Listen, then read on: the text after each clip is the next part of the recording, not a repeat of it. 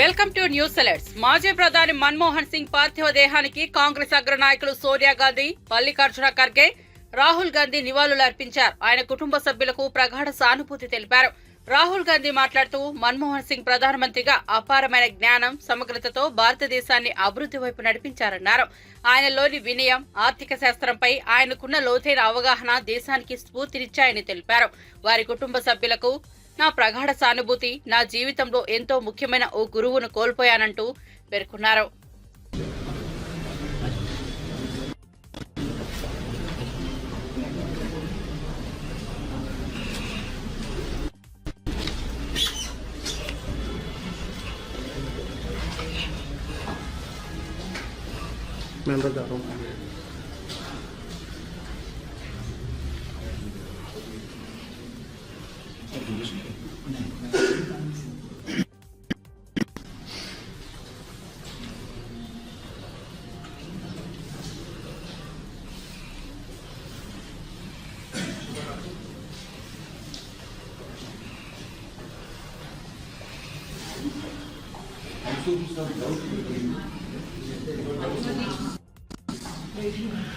फिर अंदर नहीं आ पाऊंगा मैं, फिर मैं अंदर नहीं आ पाऊंगा। नहीं आएगी।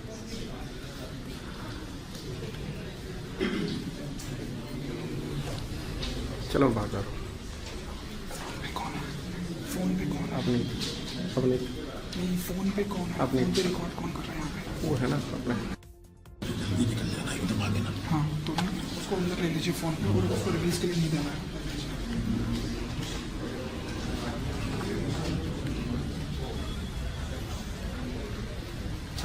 चलिए तो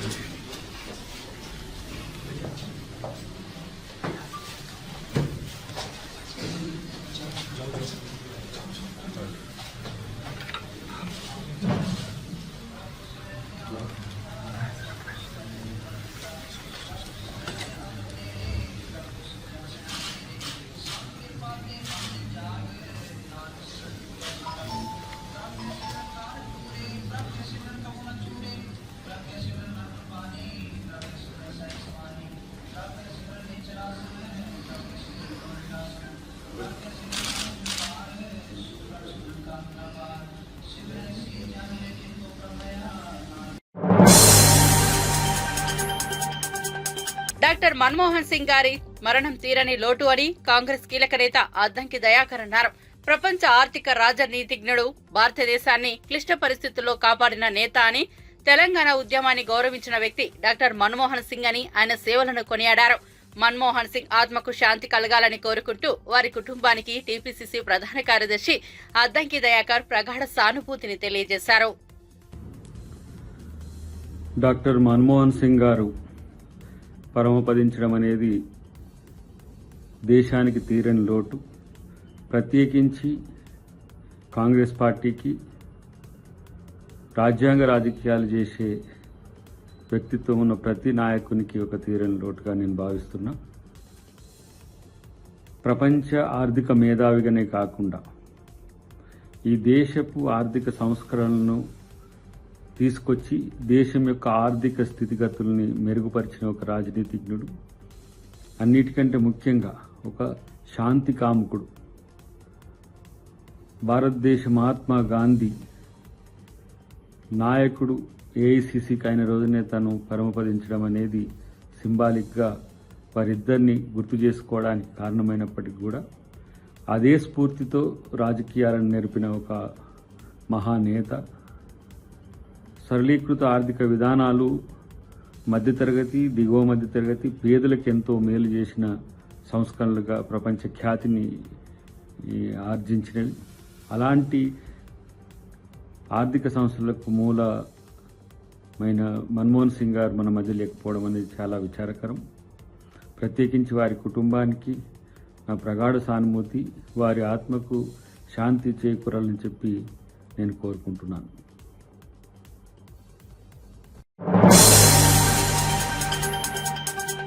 మాజీ ప్రధాని మన్మోహన్ సింగ్ పార్థివ దేహానికి ప్రధాని మోదీ, కేంద్ర హోంమంత్రి అమిత్ షా నివాళులర్పించారు. ఢిల్లీలోని మోతీలాల్ నెహ్రూ మార్గులో ఉన్న మన్మోహన్ నివాసంలో ఆయన పార్థివ దేహాన్ని ఉంచారు. మన్మోహన్ నివాసానికి మోదీ, అమిత్ షా వెళ్లారు. ఆయన పార్థివ దేహానికి నివాళులర్పించిన అనంతరం ఆయన భార్యతో మోదీ మాట్లాడారు. ఆమెను ఓదార్చారు. మన్మోహన్ మృతి పట్ల సంతాపాన్ని తెలియజేశారు. उपलब्धियां हासिल करना ये सामान्य बात नहीं है। अभावों और संघर्षों से ऊपर उठकर कैसे ऊंचाइयों को हासिल किया जा सकता है, उनका जीवन ये सीख भावी पीढ़ी को देता रहेगा। एक नेक इंसान के रूप में, एक विद्वान अर्थशास्त्री के रूप में और रिफॉर्म्स के प्रति समर्पित लीडर के रूप में उन्हें हमेशा याद किया जाएगा। एक अर्थशास्त्री के रूप में उन्होंने अलग अलग स्तर पर भारत सरकार में अनेक सेवाएं दी। एक चुनौतीपूर्ण समय में उन्होंने रिजर्व बैंक के गवर्नर की भूमिका निभाई।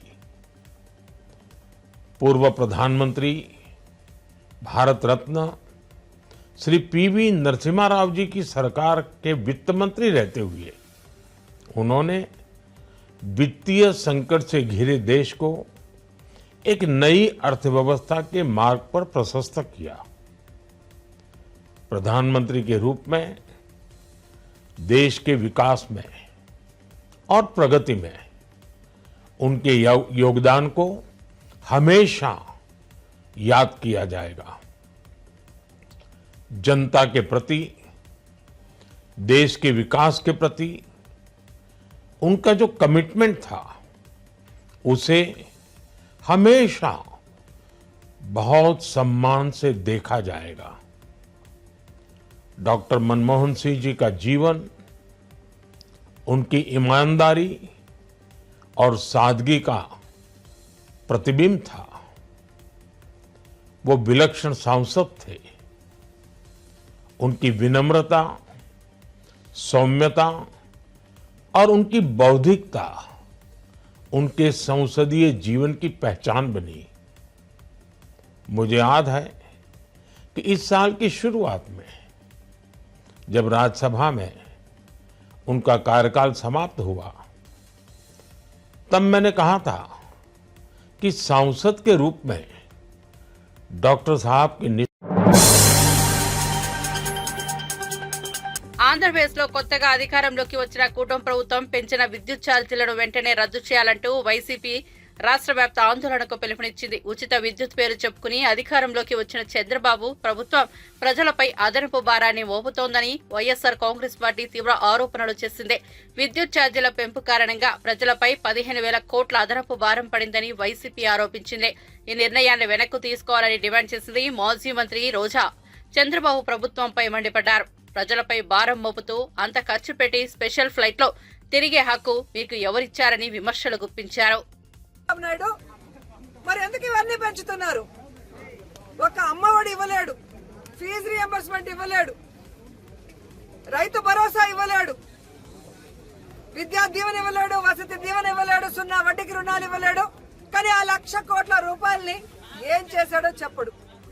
ఆ 1,00,000 కోట్ల రూపాయలతో కనీసం ప్రజల మీద పడ్డ ఈ విద్యుత్ భారాన్నైనా ప్రభుత్వం ఎందుకు మోయటం లేదని అడుగుతున్నాను.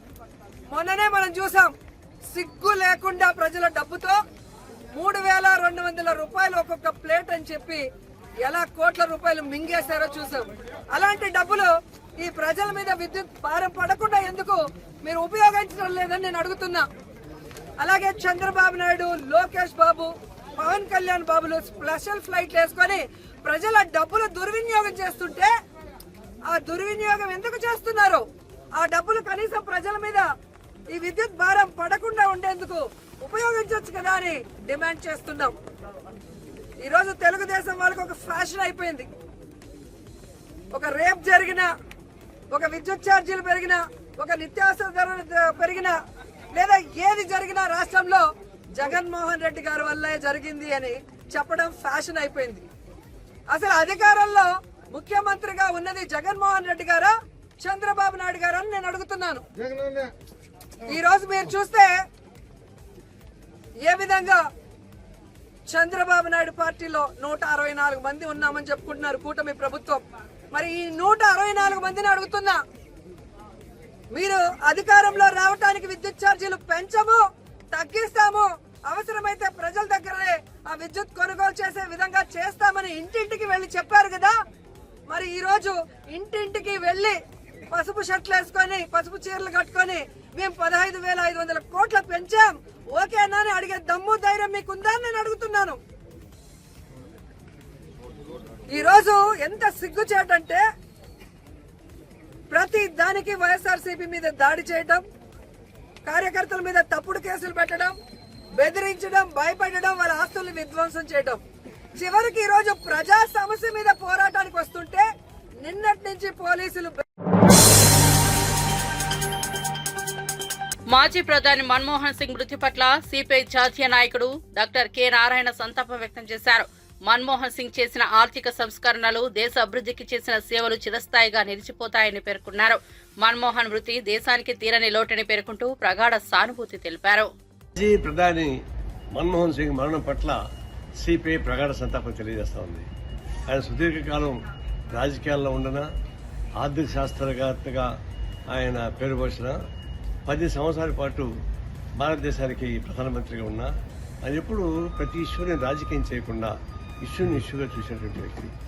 ఒక విధంగా చెప్పాలంటే సింపుల్సిటీ, ఆదర్శవంతమైనవాడు, అన్ని రాజకీయ పార్టీల యొక్క అభిప్రాయాలని మన్నించేవాడు, ప్రేమించేవాడు, ప్రజాస్వామ్యం పట్ల మంచి భక్తి ఉన్నవాడు. అట్లాగే ఎకానమీ జీడిపి గ్రోత్ పెరగాలని చెప్పేసి 10 to 11%, 12% దాకా తీసుకోవాలని చెప్పేసి చాలా కోరుకున్నాడు. అలాంటి భారతదేశ అభివృద్ధి కోసం తపనబడినటువంటి మాజీ ప్రధాని మన్మోహన్ సింగ్ మరణం పట్ల ప్రగాఢ సంతాపాన్ని తెలియజేస్తున్నాం. వారి మరణం భారతదేశ ప్రజాస్వామ్యానికి, లౌకిక వ్యవస్థకి తీవ్రమైన లోటు. మేము ఒకసారి ఈ ఫిల్లర్ ఇష్యూ పైన ఇక్కడి నుంచి వెళ్ళి ఈ ఎన్విరాన్మెంటల్ సమస్య సీరియస్ ఉంటుంది, ఫుల్లేరుని ప్రక్షాళన చేయాలని చెప్పేసి కోరితే ఆయన మెమోరం మొత్తం చదివిన తర్వాత ఆయన నన్ను ప్రత్యేకంగా అభినందించాడు. All the way you came from that distance of Andhra Pradesh explaining on the environmental issue, I'm happy అని చేశాడు. అంటే ఆయన ఎన్విరాన్మెంటల్ ఇష్యూ పైన చాలా భక్తి ఉన్నవాడు. అట్లాంటి వ్యక్తి చనిపోవడం అనేది చాలా బాధాకరం. వారి మరణం పట్ల మరోసారి ప్రగాఢ సంతాపం తెలియజేస్తున్నారు. తమిళనాడులో ప్రస్తుతం అధికారంలో ఉన్న డీఎంకే సర్కార్ను గద్దెదించాలని కోరుతూ బీజేపీ రాష్ట్ర అధ్యక్షుడు దీక్ష పూనిన విషయం అందరికీ తెలిసిందే. ఈ క్రమంలోనే అన్నామలై తన మొక్కు చెల్లించుకున్నారు. ముఖ్యంగా షర్టు లేకుండా లుంగీ మాత్రమే ధరించిన ఆయన కొరడాతో తనను తాను 6 సార్లు కొట్టుకున్నారు. ఆపై 2 రోజుల పాటు ఉపవాస దీక్ష పాటించి రాష్ట్రంలో ఉన్న 6 మురుగన్ గుడులను దర్శించుకోబోతున్నారు. ఇటీవలే చెన్నైలోని అన్నా యూనివర్సిటీలో జరిగిన అత్యాచార ఘటనపై తీవ్ర స్థాయిలో ఆగ్రహం వ్యక్తం చేసిన ఈయన రాష్ట్రంలోని చెడు అంతా మాయమైపోవాలని ఈ దీక్ష తీసుకున్నానని తెలిపారు.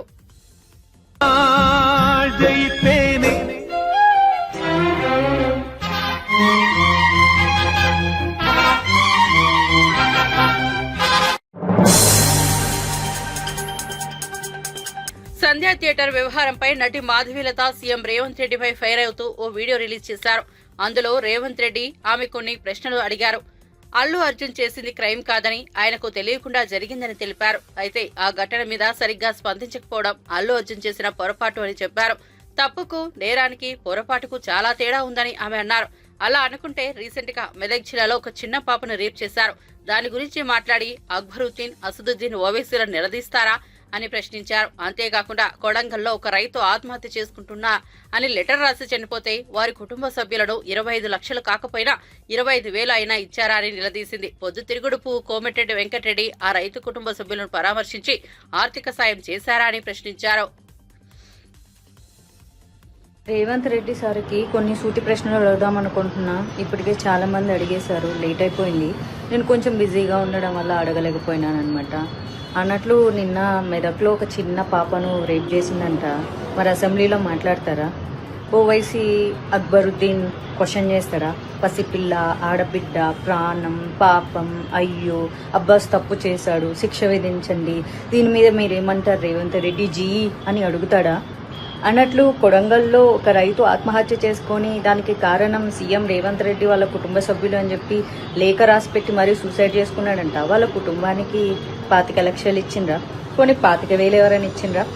ఆయన ఎవరో కోమటిరెడ్డి వెంకటరెడ్డి అంట, ఆయన పేరు పొద్దుతిరుగుడు పువ్వు అంట, ఎట్ట తిరుగుతాడంట. మరి మీరు ఆ రైతు ఇంటికి వెళ్ళి పరామర్శించి డబ్బులు ఇచ్చారా? అల్లు అర్జున్ చేసింది క్రైమ్ కాదు, ఆయనకు తెలియకుండా జరిగింది. ఆయన దాని మీద ప్రాపర్గా స్పందించకపోవడం ఆయన చేసిన పొరపాటు. తప్పుకి, నేరానికి, పొరపాటుకి చాలా తేడా ఉంటుంది. అందరిలాగా ఆయన సామాన్య వ్యక్తే. మీకు ఎలాంటి హక్కులు విధులు వర్తిస్తాయో ఆయనకి వర్తిస్తాయి. జరిగిన చిన్న పొరపాటుకి సినిమా ఇండస్ట్రీ మీద ఉక్కుపాదం మోపాలి. సినిమా ఇండస్ట్రీని రేవంత్ రెడ్డి కాళ్ళ కింద పెట్టుకోవాలి. జగన్ సినిమా వాళ్ళందరినీ పిలిపించి పోజులు కొట్టి దండం పెట్టించుకున్నట్లు మనం సీఎం అయిన తర్వాత మనం ఎందుకు పెట్టించుకోకూడదు అని. రేవంత్ రెడ్డి గారు, మీ ప్రయాణం అంతా చాలా బాగుంది, అందుకే కష్టపడి ఈ రోజు వరకు సీఎం అయ్యారు. జీవితంలో చాలా చాలా ఎన్నో సాధించారు. మరి ఎందుకు ఇప్పుడు ఇంత గలీజ్గా బిహేవ్ చేస్తున్నారు? గురుకుల పాఠశాలల్లో చాలామంది విద్యార్థులు చనిపోయారు. ఏనాడన్నా మాట్లాడినా పాపాన పోలేదు. అందరికీ సమానంగా స్పందించండి, ఓకేనా? డైరెక్ట్గా బాధితులకు స్పందించకుండా సినిమా వాళ్ళ మీద పెత్తనం చెలాయించడానికి ఇప్పుడు దిల్ రాజును అడ్డం పెట్టుకొని పెత్తనం చెలాయించాలని చూస్తున్నారు కదా. ఏం చేస్తారు? సినిమా వాళ్ళ బతుకులు వచ్చి మీ కాలు మొక్కుతారు.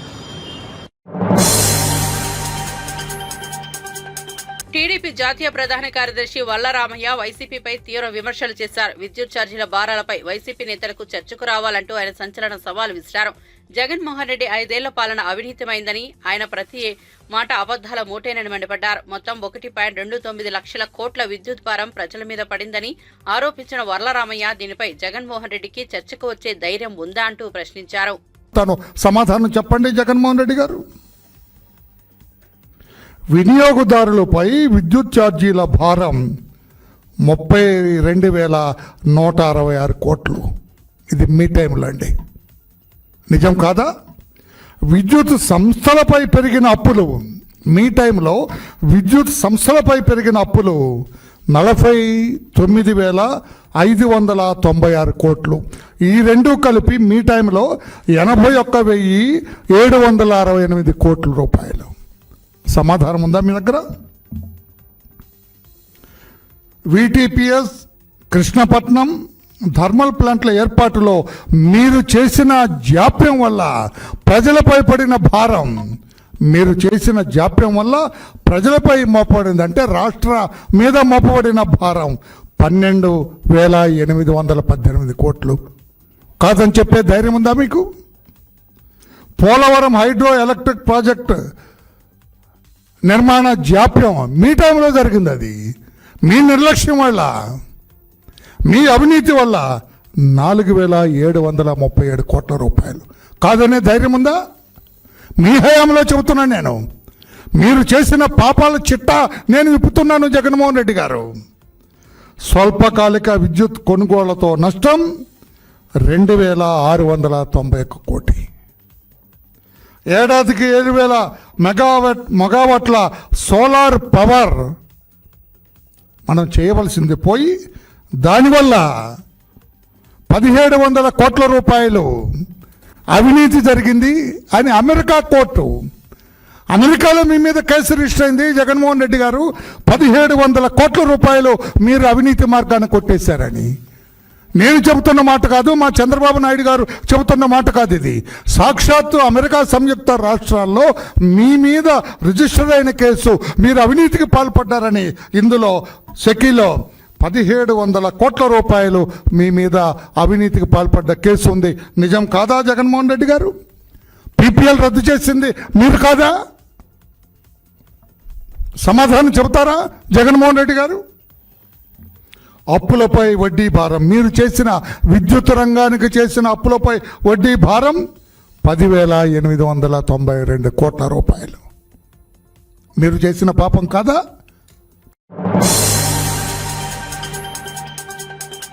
శ్రీశైలం మల్లికార్జున స్వామి సేవలో తెలంగాణ మంత్రి కొండా సురేఖ పాల్గొన్నారు. శుక్రవారం తెల్లవారుజామున స్వామివారిని దర్శించుకుని ప్రత్యేక పూజలు చేశారు. దర్శనం అనంతరం ఆమె మాట్లాడుతూ తెలంగాణ భక్తులకు తిరుమలలో ప్రాధాన్యత ఇవ్వాలన్నారు. తెలంగాణ భక్తుల విన్నపాలపై ఏపీ ప్రభుత్వం తమ విజ్ఞప్తిని పరిష్కరిస్తుందని ఆశిస్తున్నానని చెప్పారు. తిరుమల తిరుపతి దేవస్థానం తరపున తెలంగాణలో ధర్మ ప్రచార నిధులను కేటాయించాలని కోరారు. గత ప్రభుత్వం పాటించిన విధానాలని ప్రస్తుతం కూటమి ప్రభుత్వం కూడా అమలు చేయాలని కొండా సురేఖ కోరారు. స్వామివారిని దర్శించుకోవడానికి ఇక్కడికి రావడం జరిగింది. తరచుగా ఇక్కడికి వస్తూ ఉంటాము. మరి మాకు ఇక ఈ అమ్మవారైనా ఈ స్వామివారైనా కూడా ఒక నమ్మకము, ఇక్కడ ఏదైనా మొక్కుకుంటే జరుగుతుంది అనేటువంటి ఒక విశ్వాసము. మరి నా కూతురు తన కొడుకు పుట్టితే వస్తానని చెప్పి మొక్కుకున్నది. మరి ఆ తర్వాత రావడం ఇప్పుడు జరిగింది. బాబుని తీసుకొని వచ్చి దర్శనం చేసుకోవడం జరిగింది. చాలా ప్రశాంత వాతావరణంలో స్వామి దర్శనం జరిగింది. మరి స్వామివారి దయ వలన మరి ప్రశాంతమైన వాతావరణంలో ఆంధ్ర తెలంగాణ రాష్ట్రాలు రెండు కూడా సుభిక్షంగా ఉండాలని, రైతులు కూడా సంతోషంగా ఉండాలని, మంచి పంటలు పండాలని, మంచి ప్రభుత్వాన్ని బలాన్ని, స్థైర్యాన్ని, ధైర్యాన్ని, మరి ఆర్థిక బలాన్ని కూడా ఇచ్చి ముందుకు నడిపించాలని స్వామివారిని వేడుకుంటా ఉన్నాను. మా దురదృష్టం ఏంటంటే అంతకుముందు మా తెలంగాణలో అంతా కలిసినప్పుడు మాకుండేది గుడి. మేము శ్రీశైలం గుడిని విడిపోవడం వలన కోల్పోయినా కూడా మాకు ఈ భక్తి అయితే మాకు ఎప్పుడు కూడా ఉంటుంది. కాకపోతే మాకు కొంత ఇబ్బందికరమైన వాతావరణం ఎక్కడుందంటే తిరుమల తిరుపతి దేవస్థానం నుండి మా తెలంగాణ నుంచి వచ్చేటువంటి భక్తులు కొంత గత గవర్నమెంట్ నుంచి నిర్లక్ష్యానికి గురికి కాబడతా ఉన్నారు. ఆ విషయంలో మేము ఇప్పుడు ప్రస్తుత గవర్నమెంట్తో మంతనాలు జరుపుతూ ఉన్నాము. గతంలో తెలుగుదేశం ప్రభుత్వం ఉన్నప్పుడు, అధికారంలో ఉన్నప్పుడు ఏ విధంగా అయితే కొన్ని పద్ధతులు, నియమాలు పాటించేవాళ్ళు అదే పద్ధతిలో మా ప్రభుత్వానికి కూడా వారు ఇవ్వాలని వారికి మేము రిప్రజెంటేషన్ కూడా ఇవ్వడం జరిగింది. ముఖ్యమంత్రి గారు కూడా ఈ రాష్ట్ర ముఖ్యమంత్రి గారితో కూడా మాట్లాడడం జరిగింది. వారు కూడా ఒక పాజిటివ్ వేలో మేమందరం కూడా చర్చించుకొని మొన్ననే వాళ్ళ కమిటీ కూడా వేయడం జరిగింది. కాబట్టి కమిటీలో నిర్ణయించుకొని మరి తెలంగాణకు నుంచి అధిక భక్తులు వస్తారో అధిక రాబడి కూడా వస్తుంది. మరి గతంలో మాకు అక్కడి నుంచి కళ్యాణ మండపాలు కానీ, గుళ్ళ డెవలప్మెంట్ల కోసం కానీ, కాలనీ గుళ్ళ కోసం కానీ మాకు చాలా నిధులు వచ్చేవి. మరి అదే విధంగా మళ్ళీ అక్కడి నుంచి మాకు నిధులు రావాలని కూడా వారిని కోరుతూ, ఎందుకంటే తెలంగాణలో చాలా గుళ్ళు ఎక్కువగా ఉన్నాయి. మరి ప్రాచీనమైనటువంటి గుళ్ళు కూడా చాలా ఎక్కువగా ఉన్నాయి. కళ్యాణ మండపాలు గ్రామాన కూడా అడుగుతూ ఉన్నారు. కాబట్టి టీటీడీ వారు తలుచుకుంటే ఇవన్నీ కూడా జరిగే అవకాశం ఉంటుంది. కాబట్టి వారు తప్పకుండా ఒప్పుకొని మా తెలంగాణకు ఒక ప్రత్యేకమైనటువంటి మరి నమ్మకాన్ని కలిగించి మా మీద ఒక ప్రత్యేక దృష్టి సారిస్తారని ఆశిస్తూ, మరి స్వామివారికి దర్శనం చాలా బాగా అయింది. మళ్ళీ వారు మమ్మల్ని త్వరలోనే రప్పించుకొచ్చారని ఆశిస్తూ సెలవు తీసుకుంటారు. భారత badminton star PV Sindhu Tirumala శ్రీవారిని దర్శించుకున్నారు. ఉదయం స్వామివారి సేవలో ఆమె భర్త వెంకట దత్తసాయితో కలిసి పాల్గొన్నారు. తిరుమలేశుడి దర్శనం అనంతరం వారికి వేద పండితులు ఆశీర్వాదాలు అందజేశారు.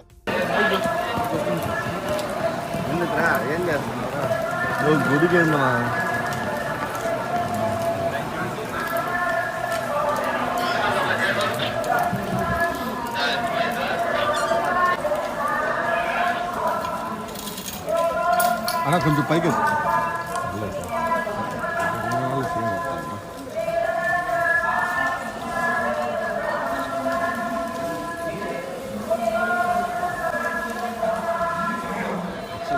గేట్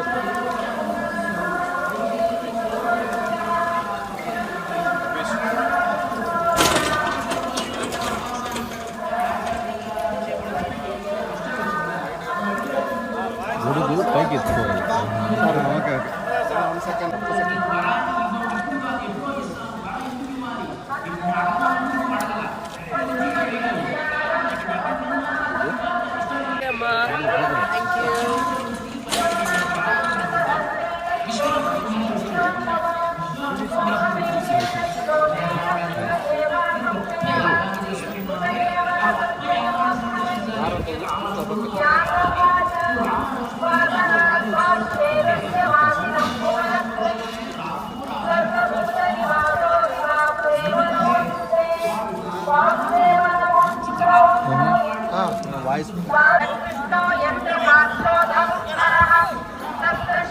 ఇవాళ వచ్చి స్వామివారి ఆశీస్సులు తీసుకుందామని వచ్చానండి.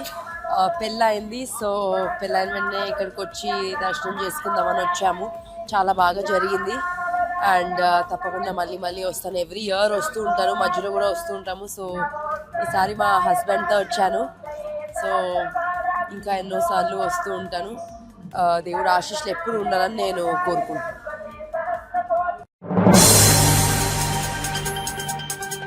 వచ్చే జనవరి 10 నుంచి 19 వరకు భక్తులకు వైకుంఠ ద్వార దర్శనం ఏర్పాట్లపై తిరుమలలోని అన్నమయ్య భవన్లో TTD additional EO Venkayya Chowdary, CVSO శ్రీధర్తో కలిసి టీటీడీ విభాగాధిపతులతో సమీక్షా సమావేశం నిర్వహించి అధికారులను ఆదేశించారు. ఫుల్ ప్రూఫ్ ఏర్పాట్లు మరియు భక్తులకు ఎలాంటి అసౌకర్యం కలగకుండా చూసుకోవాలని ఆదేశించారు.